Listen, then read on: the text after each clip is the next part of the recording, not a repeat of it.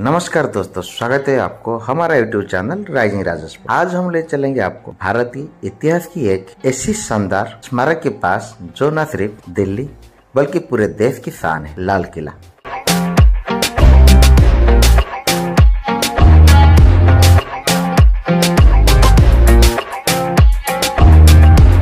ये वही लाल किला है जिसे मुगल सम्राट शाहजहां ने 17वीं सदी में बनाया था। इसका हर कोने की एक कहानी कहता है मुगल साम्राज्य की शक्ति और शान की, और हाँ, भारत की स्वतंत्रता संग्राम की, संघर्ष की और जीत की। इस वीडियो में हम करेंगे लाल किला की पूरी सफर, इसका इतिहास, इसका शानदार आर्किटेक्चर और वो रोचक बातें जो इस और भी खास बनाता है।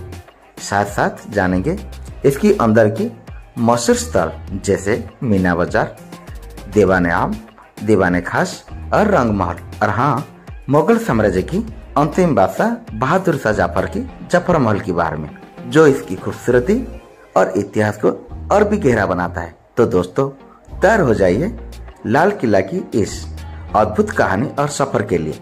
वीडियो थोड़ा लंबे होने वाला है, तो प्लीज पूरा देखिए, इतिहास की सफर की मजा और लीजिए। तो चलिए शुरू करते हैं आज का वीडियो।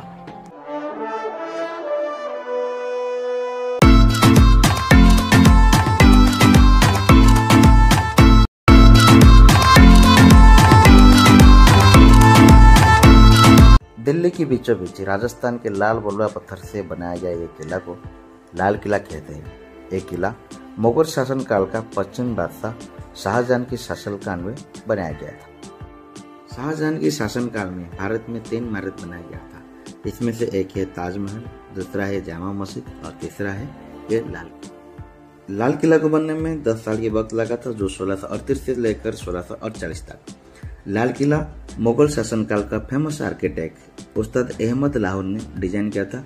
उसके साथ साथ आगरा की ताजमहल और दिल्ली की जामा मस्जिद भी उन्होंने ही आर्किटेक्ट किया था। और इस किले में 2 ही गेट है, एक गेट है दिल्ली की गेट और एक है लाहौर गेट। लाहौर गेट के मुख लाहौर की तरफ है, जो आज का दिन में पाकिस्तान में, इसलिए इसे कहते हैं लाहौर गेट यानी कि लाहौरी गेट। और ये किला आज का दिन में 377 वर्ष पुराना है। ये किला के चारों ओर नहर बनाया गया था किला की सुरक्षा के लिए, और ये नहर में जमुना की पानी भरा हुआ रहता था सुरक्षा के लिए। आफ्टर मुगल शासनकाल 1857 से लेकर 1947 तक ये किला ब्रिटिश हुकूमत के पास था। आफ्टर इंडिपेंडेंस 1947 से लेकर 2003 तक भारतीय सेना के पास उसका कंट्रोल था, और 2003 में उसका कंट्रोल भारतीय सेना ने डिपार्टमेंट ऑफ टूरिज्म को सौंपा था। 2007 में उसे वर्ल्ड हेरिटेज की मान्यता मिला था।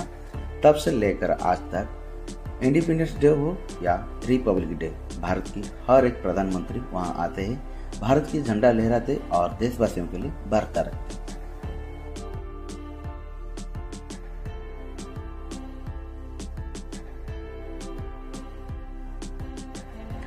थोड़ी सी आगे आपको एक बाजार दिखाई देगा जिसे कहते हैं छाट चौक यानी कि मीना बाजार। ये एक ऐतिहासिक बाजार है जो मुगल शासन काल में एक रॉयल फैमिली के लिए शॉपिंग सेंटर हुआ करता था। यहाँ हर तरह का ज्वेलरी, कपड़े और इतर भी मिलती थी, और नई नई लग्जरी आइटम भी मिलता था। शाहजहां ने उसे उनकी रानियों के लिए बनाए थे, और यहाँ पुरुषों लोगों को आना प्रतिबंधित था। यही है वो बाजार जिसे कहते हैं मीना बाजार।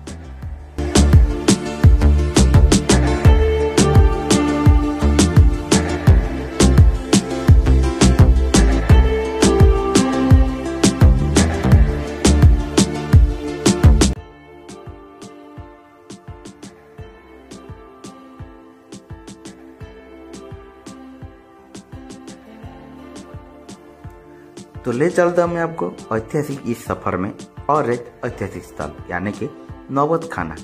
मीना बाजार के थोड़ी सी आगे एक सफेद रंग का इमारत दिखाई देगा जिसे कहते हैं नौबत खाना यानी कि ड्रम हाउस। ये जितनी सारी पुरानी बिल्डिंग आपको दिखाई दे रहा है, ये अंग्रेज जमाना का बिल्डिंग है।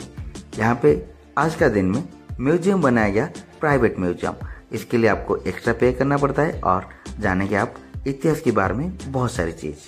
तो चलिए नौबत खाना की थोड़ी बहुत इतिहास हम जान लेते। नौबत खाना यानी कि ड्रम हाउस, ये एक ऐतिहासिक स्थल है जहाँ से दरबार शुरू होने से पहले एक म्यूजिक बजाया जाता था। ये मुगल शासनकाल का राज्य कार्य में एक कार्यक्रम का हिस्सा हुआ करता था।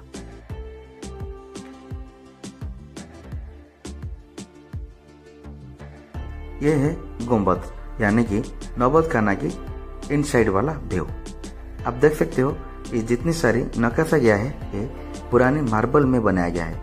यहाँ पे जितने सारे आप कलर दिखाई दे रहे हैं ना, ये कोई कलर नहीं है, यानी कि उस जमाना का वो मार्बल है। यही वो जगह है जहाँ से ड्रम बजाया जाता था, यानी कि म्यूजिक बजाया जाता था राज्य कार्य का कार्यक्रम शुरू होने से पहले।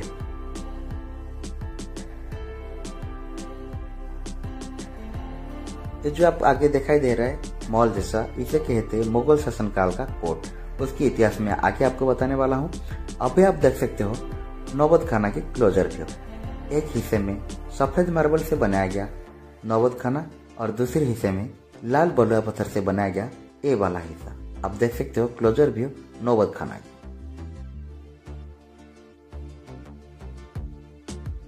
दीवान-ए-आम यानी कि मुगल शासन कार्यकाल का कोर्ट हुआ करता था।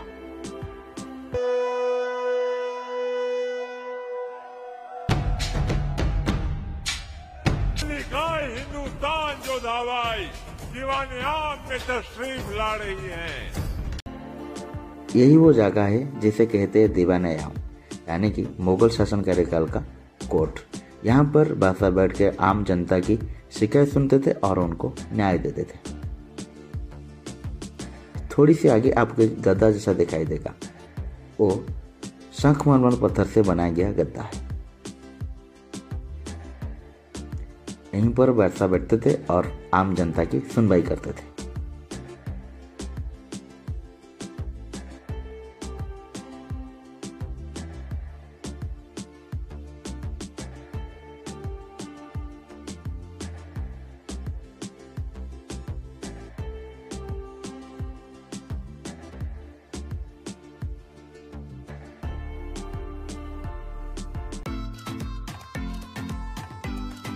ये जो बिल्डिंग आपको दिखाई दे रहा है इसे कहते हैं रंगमहल यानी कि हॉल ऑफ एंटरटेनमेंट।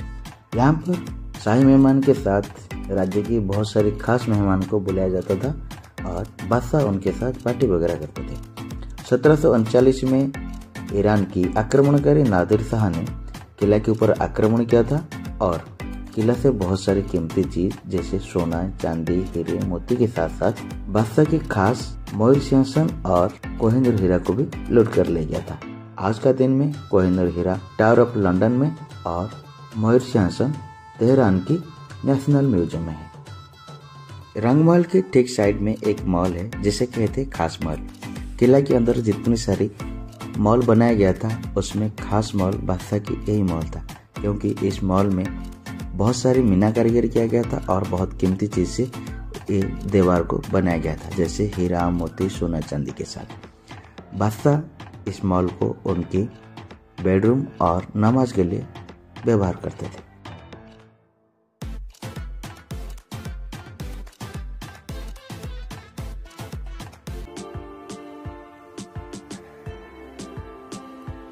ये जो देख रहे हो इसे कहते हैं शाही हमाम यानी कि स्नान करने का जगह।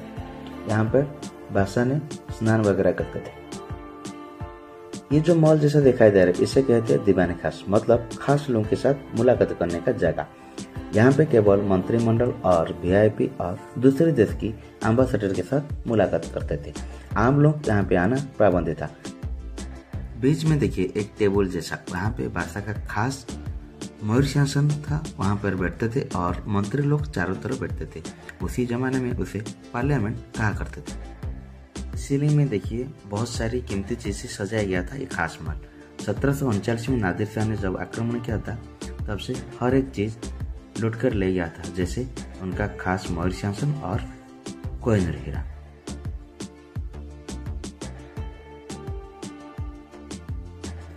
ये जो मस्जिद दिखाई दे रहे हैं आपको इसे कहते हैं मोती मस्जिद।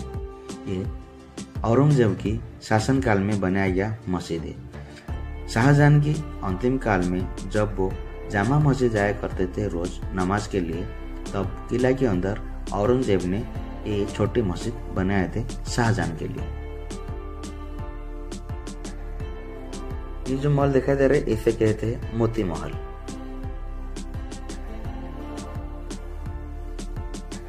ये जो महल देख रहे हो इसे कहते हैं मुमताज महल। शाहजहां ने किला के अंदर उनकी प्रिय बेगम मुमताज के लिए ये महल बनाए थे, इसलिए उसका नाम ही मुमताज महल है।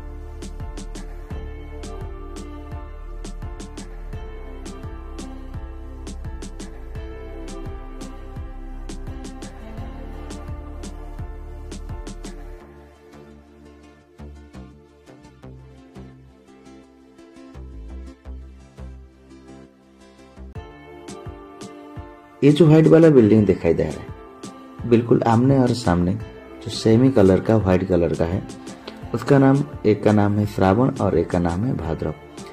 ये जो दूर में दिखाई दे रहा है उसका नाम भाद्रव है, और ये जो पास में दिखाई दे रहा है उसका नाम है श्रावण, जो हमारा बारिश के दो मौसम के नाम पे रखा गया वो पे हिंदी में। बारिश के मौसम में एक जगह लेडीज और एक जगह जेंट्स बैठकर बारिश को एंजॉय करते थे।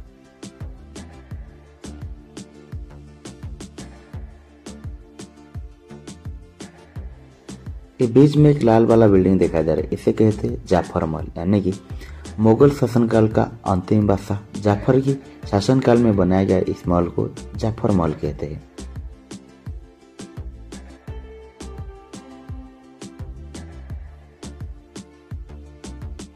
(1857) में दिल्ली में आक्रमण करके ब्रिटिश सेना ने बहादुर शाह जाफर को बंदी बना लिए थे। पहले उनको कोलकाता से रंगून से बर्मा ले गए थे। बाद में उनको डेथ हो गया था। 1857 से लेकर 1947 तक ब्रिटिश हुकूमत ने भारत के ऊपर राज किया था। लाल किला मुगल साम्राज्य का प्रतीक नहीं बल्कि भारत की आजादी के संघर्ष की एक मौन साक्षी भी है। 1857 की क्रांति के बाद यहाँ बहादुर शाह जाफर की अंतिम अदालत चल रहा था। आज ये यूनेस्को वर्ल्ड हेरिटेज सेंटर की साइट में है और भारत की इतिहास और संस्कृति का एक अमर प्रतीक भी है। इसी और भी इतिहास के बारे में जानेंगे और नई वीडियो के साथ। तो चलिए आज का वीडियो यहीं पे रखते हैं, फिर मिलेंगे नई वीडियो के साथ और नई इतिहास के साथ। वीडियो कैसा लगा प्लीज कमेंट करके बताना। अगर नया हो तो हमारे YouTube चैनल को सब्सक्राइब जरूर करना। फिर मिलेंगे नई वीडियो के साथ, नई इतिहास के साथ।